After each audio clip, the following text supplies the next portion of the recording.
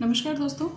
आज हम बात करेंगे कि आप लोग मुझे बहुत सारे रीजंस देते हो कि आपने स्क्रीन क्यों शुरू किया बच्चे के लिए। आपको पता है, अगर आपने अपने बच्चे को अर्ली एज में स्क्रीन दिया है, उसके पीछे जो भी कारण बना, वो कारण अपने आप में आपको ये बता सकता है कि क्या आपके बच्चे को बचपन से ऑटिज्म का रेड फ्लैग था। Yes, this is surprising, but मेरी इतनी सारी स्टडीज़ के बाद ये बात मुझे समझ में आई है। बहुत सारे पेपर्स पढ़े, ये बात मुझे क्लियर हुई है। सबसे कॉमनेस्ट रीज़न जो स्क्रीन इंट्रोड्यूस करने का है, दैट इज़ कि बच्चा ढंग से खाना नहीं खाता था, चबाता नहीं था, या खाना खाने के टाइम पर रोता था, सॉलिड देने के टाइम पे बहुत परेशान करता था, वॉमिट कर देता था, सफिशिएंट क्वांटिटी में नहीं खाता था। बहुत सारे इफ्स एंड बट्स अगर फीडिंग के साथ इंक्लूडेड हैं, हम इसको कहते हैं फीडिंग डिफ़िकल्टीज़। अगर आपके बच्चे को सॉलिड्स लेते समय फीडिंग डिफ़िकल्टीज़ थी, या च्यू नहीं कर रहा था, या सॉलिड फूड खाने के लिए नखरे थे, हर तरह का टेस्ट एक्सेप्ट नहीं कर रहा था, मैशी फूड ही खा रहा था, च्यू नहीं करने में इंटरेस्टेड था, या कुछ फिक्स्ड फूड आइटम थे, यही खाना है, इसके सिवा कुछ नहीं खाना है, और आपको और फ्रेंड्स ने या रिलेटिव्स ने या बड़े बुजुर्गों ने सलाह दिया कि ओके भाई स्क्रीन दे दो, हमारे फला का बच्चा भी स्क्रीन देख के खाता है, बच्चे सब खा लेते हैं मोबाइल देखकर।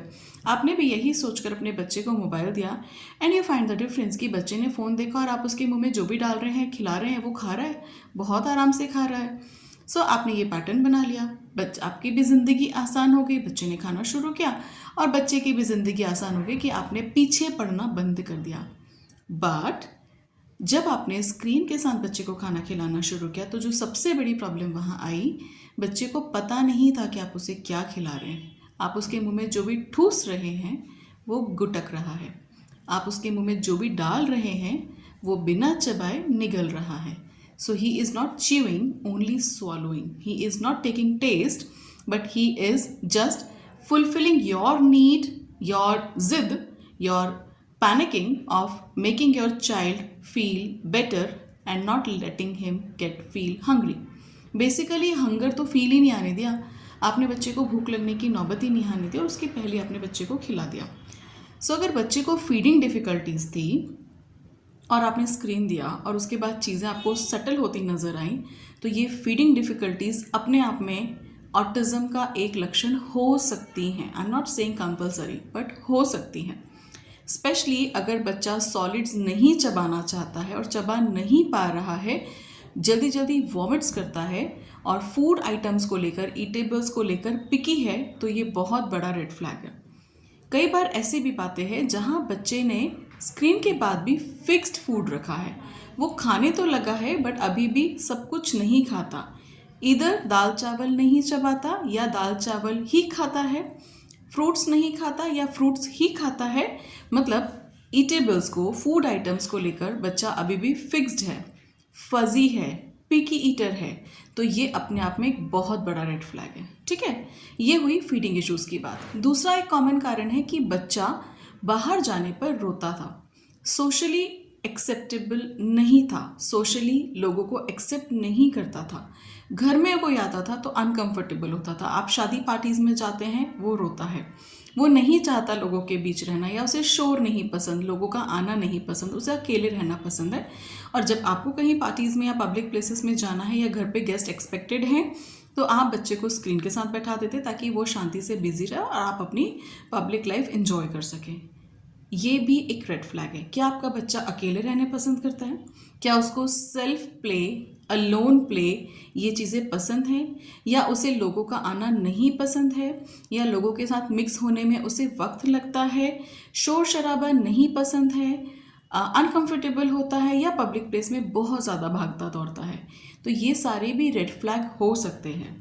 देखिए, ऑटिज्म इज़ अ क्लस्टर, एक ग्रुप है बहुत सारे सिम्टम्स का। Attention, behaviour, eye contact, response to name, language, social, playing techniques, feeding techniques, milestones, बहुत सारी बातें इकट्ठी होंगी, तब हम ऑटिज्म को स्पेक्ट्रम पे काउंट करते हैं। This is a spectrum. Spectrum मतलब होता है रेंज, 0 से लेकर 10 तक कुछ भी हो सकता है। तो किसी भी एक सिम्टम के आधार पर हम ऑटिज्म नहीं कह सकते। बट फीडिंग डिफ़िकल्टीज़ हैं, बच्चा अकेले खेलना चाहता है, सोशल नहीं होना चाहता है, तेज़ आवाज़ में या म्यूज़िक में रोता है, अगर ये सारे सिम्टम्स एक साथ जुड़ रहे हैं then we need to check on. Especially अगर उसके साथ आई कॉन्टैक्ट और रिस्पॉन्स टू नेम जुड़ जाता है तो यहाँ पर रिस्क फैक्टर ज़्यादा बन जाता है।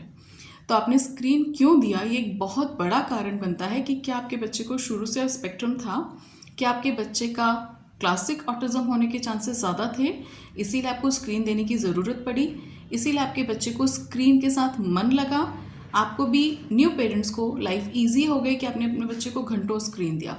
6 आवर्स 8 आवर्स तो आप मुझे ऐसे बताते जैसे ज़िंदगी में कुछ था ही नहीं स्क्रीन देने के अलावा। बच्चा यूजुअली 2 साल तक के बच्चे दिन में 12 से 14 घंटे सोते हैं।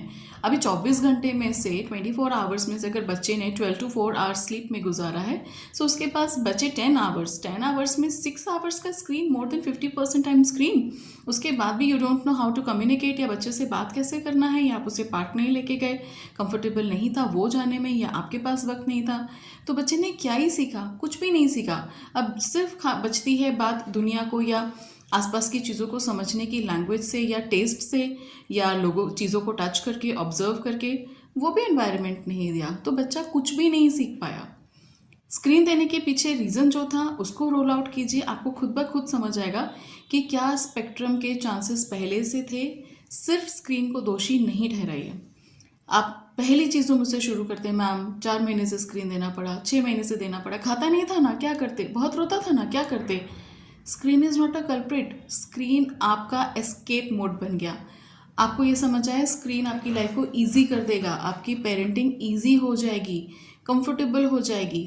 बट कंफर्टेबल बनाने के लिए स्क्रीन साथी बना, बट कंफर्टेबल की ज़रूरत क्यों पड़ी, स्क्रीन की ज़रूरत क्यों पड़ी, उन पैरामीटर्स को एक बार जज करो, अपने आप चीज़ें सेटल होंगी। फीडिंग डिफ़िकल्टीज, अलोन प्ले, ये 2 चीज़ें आई।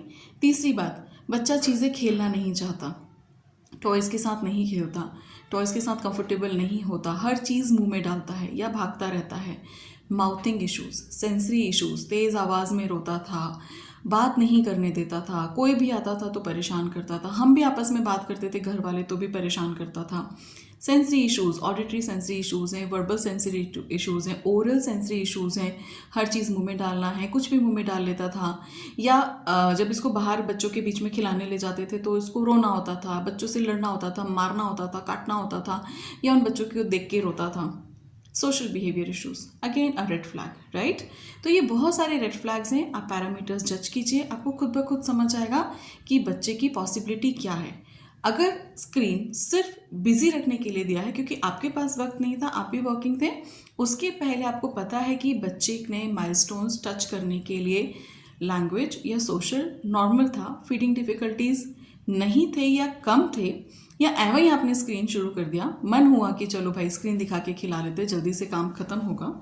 अगर सिर्फ यही कारण था फिर वर्चुअल की पॉसिबिलिटी बढ़ जाती है, बट अगर कोई इश्यूज थे तो क्लासिक की पॉसिबिलिटी ज़्यादा होती है। So I hope it helps you to find the reason behind your child's spectrum and you can be very clear about कि अब फ्यूचर क्या होने वाला है। Still I'm very clear about हर स्थिति में होम प्रोग्राम्स वर्क्स मैजिक। घर पे ज़रूर मेहनत कीजिए, जितनी मर्जी थेरेपी कराइए, थेरेपिस्ट के पास लेके जाइए, बट अगर घर पे काम नहीं किया तो आपकी सक्सेस रेट स्लो डाउन हो जाएगी। Start working at home with your child. I hope it helps. Happy parenting.